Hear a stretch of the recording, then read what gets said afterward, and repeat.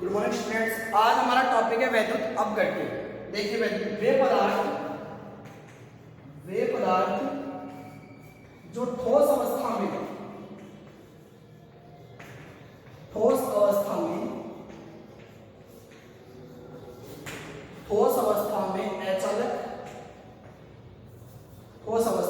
अचालक व molten state Hindi में इसको बोलते हैं संगलित अवस्था। संगलित अवस्था में मोल्टन स्टेट संगलित अवस्था या द्रव्य अवस्था में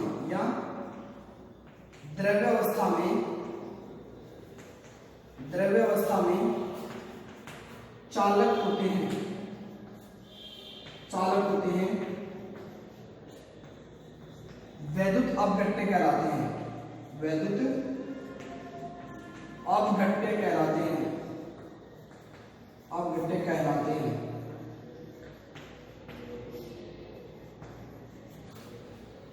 वे पदार्थ जो ठोस अवस्था में तो क्या करते हैं, अचालक होते हैं, यानी चालकता प्रदर्शित नहीं करते, जबकि संगलित अवस्था द्रव्य अवस्था में क्या करते हैं, चालकता प्रदर्शित करते हैं। उन्हें क्या कहते हैं, वैद्युत अपघट्य। इसके कुछ एग्जांपल्स भी हैं हमारे पास। NaCl एग्जांपल, उदाहरण इसका NaCl को आप ठोस अवस्था में लेते हो अचालक होता है, जबकि संगलित और द्रव्य अवस्था में कैसा होता है, विद्युत अपघट्य होता है। ठीक है, मतलब चालक होता है उसको क्या कहते हैं, वैद्युत अपघट्य। फिर हम बात करते हैं वैद्युत अनपघट्य की। वैद्युत अनपघट्य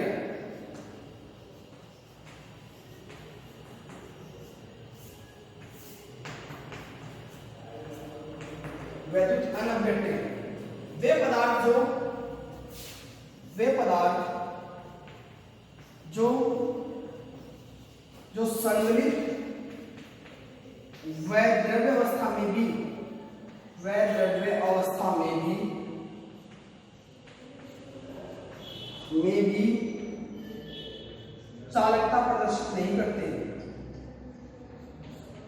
चालकता प्रदर्शित नहीं करते, उदाहरण देखते हैं इसमें। Glucose,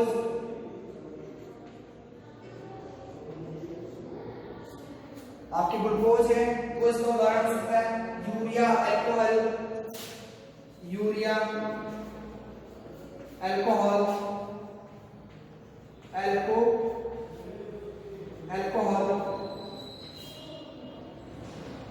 glucose, urea, alcohol.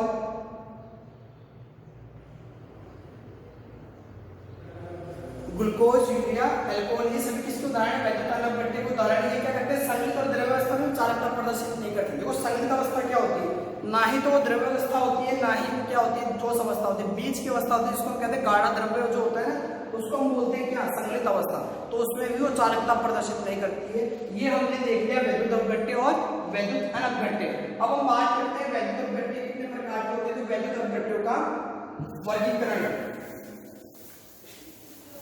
वैद्युत अपघट्यों का वर्गीकरण, वैद्युत अपघट्यों का वर्गीकरण, वैद्युत अपघट्यों का वर्गीकरण। तो देखिए दो प्रकार के होते हैं वैद्युत अपघट्य। एक तो प्रबल विद्युत अपघट्य, प्रबल वैद्युत अपघट्य। दूसरा होता है दुर्बल वैद्युत अपघट्य।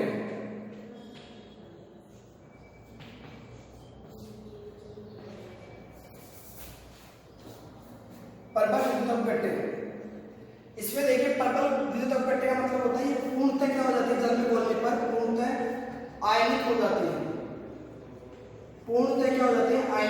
उनको हम क्या कहते हैं, प्रबल विद्युत अपघट्य।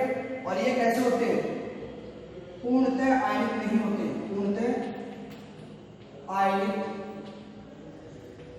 होते, उनको हम कहते हैं दुर्बल विद्युत अपघट्य। फिर हम इसको उदाहरण की बात कर लेते हैं। प्रबल अम्ल जैसे उदाहरण की बात करूं मैं, प्रबल अम्ल, प्रबल क्षार, और लवण की बात करूं तो मैं प्रबल अम्ल, अम्ल प्लस दुर्बल क्षार,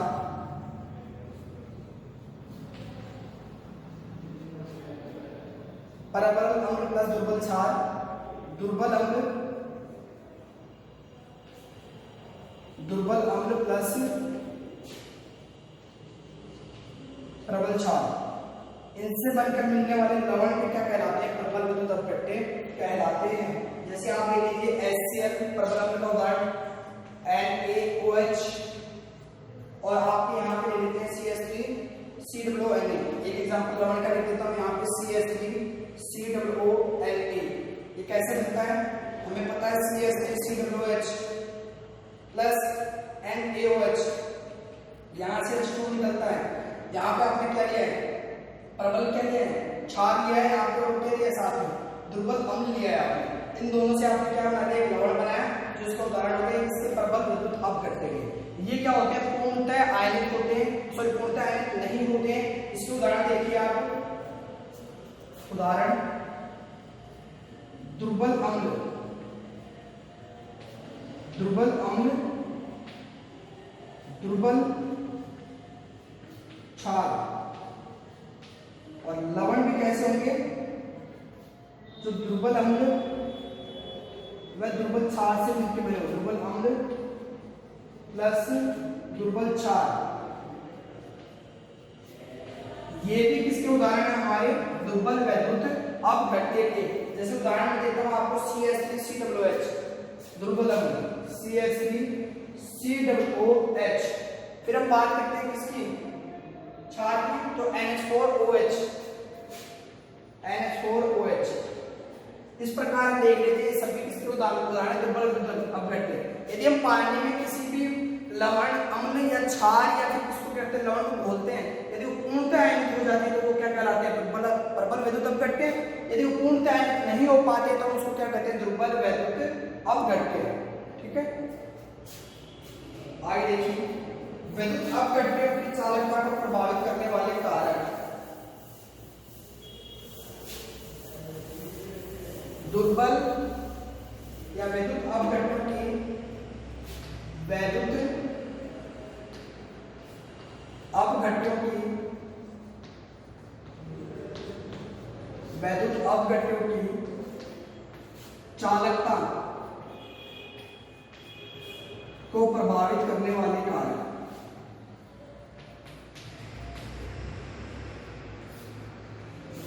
करने वाले कारक, करने वाले कारक।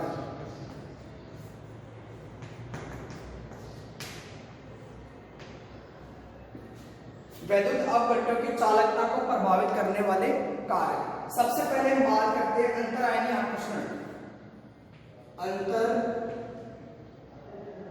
अंतर आयनीय आकर्षण,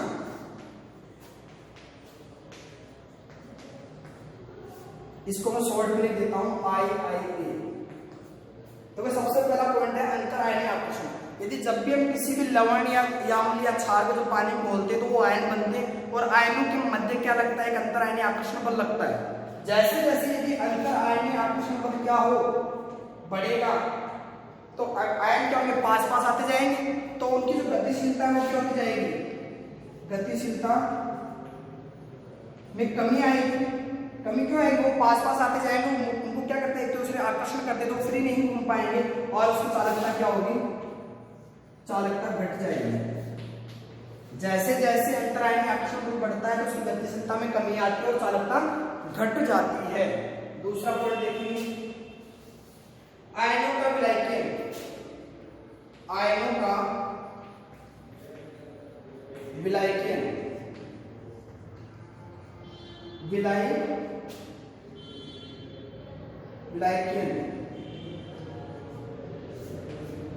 दूसरा पॉइंट क्या? आयनों का विलायकन। हम जानते हैं किस पर निर्भर करती है? आयन विलायक के आयनों प्लस विलायक के अणुओं के मध्य, विलायक के अणुओं के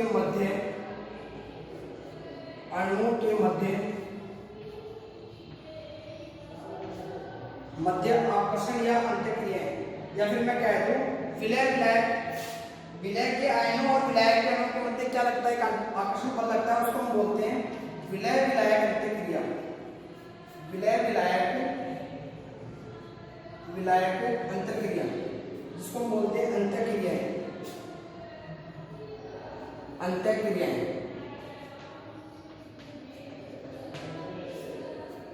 तो देखो यहाँ पे आयनों की जो विलायक के अणु किस पर डिपेंड करती है, विलय के आयनों और विलायक के अणु के मध्य एक आकर्षण बल लगता है, जिसे हम कहते हैं विलय विलायक अंतःक्रिया। जैसे जैसे विलय विलायक अंतःक्रिया बढ़ती जाती है, ये बढ़ेगी, वैसे वैसे जो आयन का जो आकार है, आयन का आकार, तो आयन के ऊपर क्या जाती है, इनकी परत जमती जाएगी, किसकी, विलायक के अणुओं की। आयन का आकार क्या होगा, आकार बढ़ता जाएगा। जैसे जैसे आकार बढ़ता जाएगा उसकी गतिशीलता क्या होती जाएगी, कम होती जाएगी। तो गतिशीलता क्या हो जाएगी, गतिशीलता कम हो जाएगी, तो चालकता भी क्या होगी, चालकता भी कम हो जाएगी। तो देखना ये है जब विलय विलायक के बीच में जो अंतःक्रिया आकर्षण बल लगता है वो धीरे धीरे यदि कम हो जाता है तो आयनों का आकार क्या होता है, बढ़ने लगता है। और जैसे ही आयनों का आकार बढ़ने लगता है तो उसकी गतिशीलता क्या हो जाती है, कम हो जाती है। और गतिशीलता जब आयनों की कम हो जाती है तो वहां पे चालकता भी क्या हो जाती है, कम हो जाती है। फिर हम बात करेंगे विस्कोसिटी, विलायक की विस्कासिता की।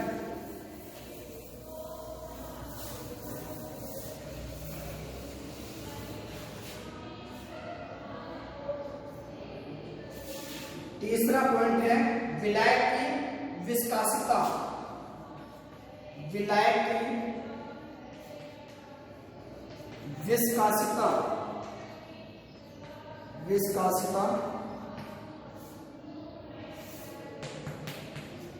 देखो विलायक की विस्कासिता, विस्कासिता का मतलब होता है गाढ़ापन या लसलसापन।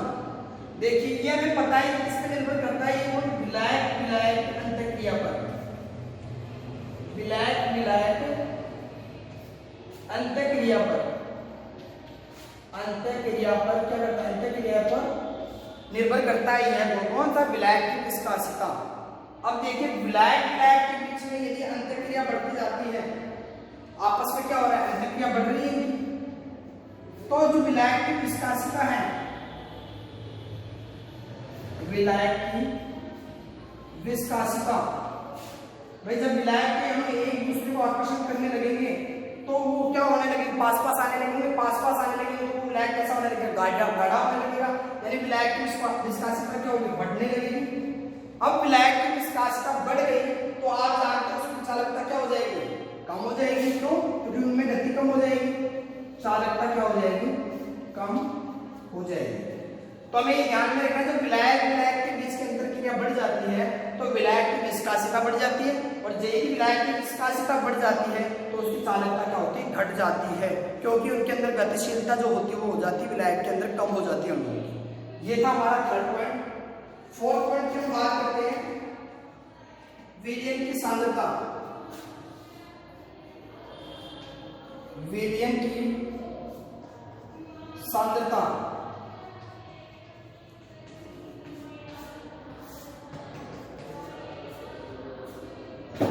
विलयन की सांद्रता, यदि विद्युत अपघट्य के विलयन, वैद्युत अपघट्य विलयन की सांद्रता, विलयन की सांद्रता बढ़ती है तो चालकता घटती है। क्या होगी, चालकता घटती है। यदि हम आगे बात करें, यदि यहां पे तनुता को बढ़ाते हैं, तनुता को हम जैसे बढ़ाएंगे तो उसके डिग्री ऑफ डिसोसिएशन में वियोजन की मात्रा भी बढ़ेगी, वियोजन की मात्रा भी बढ़ेगी, वियोजन की मात्रा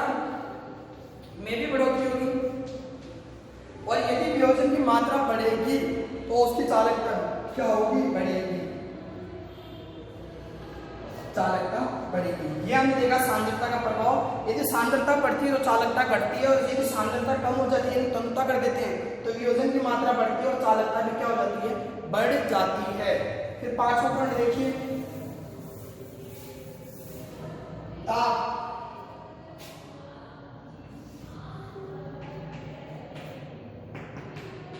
ताप की बात करते हैं। जैसे जैसे आप ताप बढ़ाते हो तो अणुओं की गतिज ऊर्जा भी क्या होती जाती है, ताप बढ़ाओगे तो उनकी गतिज ऊर्जा भी क्या होती जाएगी, बढ़ेगी। या फिर मैं कह दूं जो उनके बीच का जो आकर्षण बल है वो क्या होता है, घटेगा। आकर्षण बल क्या होता है, अणुओं के मध्य जो लगता है, आकर्षण बल घटता है। अब यदि आकर्षण बल घटता है, गतिज ऊर्जा बढ़ रही है, तो उसकी गति क्या होगी, बढ़ेगी। गति बढ़ेगी तो चालकता भी क्या होगी, बढ़ेगी। क्या हो जाएगी, चालकता बढ़ेगी। यानी आपने देखा ताप के प्रभाव से क्या फर्क पड़ रहा है, उनके अणुओं के बीच की गतिज ऊर्जा बढ़ जाती है, उनका आकर्षण बल क्या हो जाता है, कम हो जाता है, और चालकता क्या हो जाती है, बढ़ जाती है। ये था ताप का प्रभाव। ने 5 प्रभाव देख लिए। कौन कौन से प्रभाव देखे, देखिए मैं आपके यहाँ पे ब्रीफ डिस्कस कर देता हूं मैं यहाँ पे। पहला हमने देखा था अंतरायनी आकर्षण बल, अंतर आयनीय आकर्षण बल, आकर्षण। दूसरा हमने क्या देखा इसमें, आयनों की विलायकता, आयनों की विलायकता, आयनों की विलायकन या विलायकन, आयनों की विलायकन, आयनों की विलायकन, आयनों की विलायकन। तीसरा मैं ले लेता हूं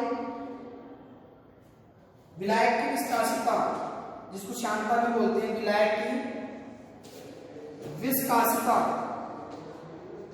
विस्कासिता। चौथा पॉइंट की मैं बात करता हूं तो यहां पे सांद्रता, वो भी किसकी, विलीन की सांद्रता, किसकी, विलीन की सांद्रता। फिर पांचों में देख लेता हूं क्या, ताप। फिर हमने देखा था कि अंतरायनीय यदि आकर्षण बल बढ़ता है, IA ये बढ़ता है अंतरायनीय आकर्षण बल, तो उसकी चालकता भी क्या होती है, घटती है। ठीक है। फिर हमने देखा आयनों की विलायकता, यदि आयनों की विलायकता बढ़ती है तो उसकी चालकता क्या होगी, घट जाएगी, क्योंकि उसका आकार क्या हो जाता है, बढ़ जाता है। जब ये बढ़ता है तो चालकता क्या होती है, घटती है। क्यों, क्योंकि उसका आयन का जो आकार होता है वो क्या हो जाता है, बढ़ जाता है, आयन का आकार, क्योंकि आयन का आकार बढ़ जाता है। फिर हम बात करते हैं विलायक की विस्कासिता की। यदि विलायक की विस्कासिता हम जानते हैं किस पर निर्भर करती है, विलायक अंतःक्रिया पर निर्भर करती है, विलायक अंतःक्रिया,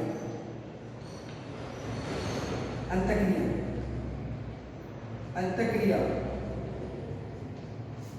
यदि ये बढ़ती है तो हम जानते हैं उनका जो आपके पास जो विलायक है वो कैसा होने लगेगा, गाढ़ा होने लगेगा, और उनकी चालकता भी क्या होगी, घट जाएगी, चालकता भी क्या होगी, घट जाएगी। फिर हम बात करते हैं सांद्रता की। यदि सांद्रता बढ़ती है तो चालकता क्या होगी, घटेगी। यदि सांद्रता कम होती है, या फिर मैं कहते हैं तनुता करते हैं, तनु करते हैं इसको, तो इसकी चालकता क्या हो जाती है, बढ़ जाती है। फिर हमने देखा था ताप। ताप के अंदर क्या, जैसे जैसे हमने ताप बढ़ाया उसकी गतिज ऊर्जा क्या हो गई, बढ़ गई, उसके बीच का आकर्षण बल क्या हो गया, कम हो गया, आकर्षण बल क्या हो गया, कम हो गया, तो उसकी चालकता क्या हो जाएगी, बढ़ जाएगी। ये हमने देख लिया किसको, विद्युत अपकृतिक चालकता को प्रभावित करने वाले कारक। तो ताप के साथ तो ये बढ़ रही है, सांद्रता के साथ ये क्या हो रही है, घट रही है। यदि तनु है तो बढ़ रही है। विलायक की विस्कासिता जैसे जैसे बढ़ रही है चालकता घट रही है। आयनों की विलायक में ज्यादा मात्रा बढ़ती जाती है, यानी साइज बढ़ता जा रहा है, उसका आकार बढ़ता जा रहा है, तो चालकता घट रही है। जबकि अंतरायनीय आकर्षण बल यदि बढ़ता जाता है तो चालकता क्या हो जाती है, घट जाती है। ये हमने पढ़ लिया विद्युत अपकृति को प्रभावित करने वाले कारक। वैद्युत अपघट्य को प्रभावित करने वाले कारक। अब देखिए हम अब नेक्स्ट क्लास में करेंगे इलेक्ट्रोकेमिकल सेल यानी वैद्युत रासायनिक सेल। वैद्युत रासायनिक सेल, वैद्युत रासायनिक सेल ये हम करेंगे नेक्स्ट क्लास में। आज के लिए इतना ही, थैंक यू।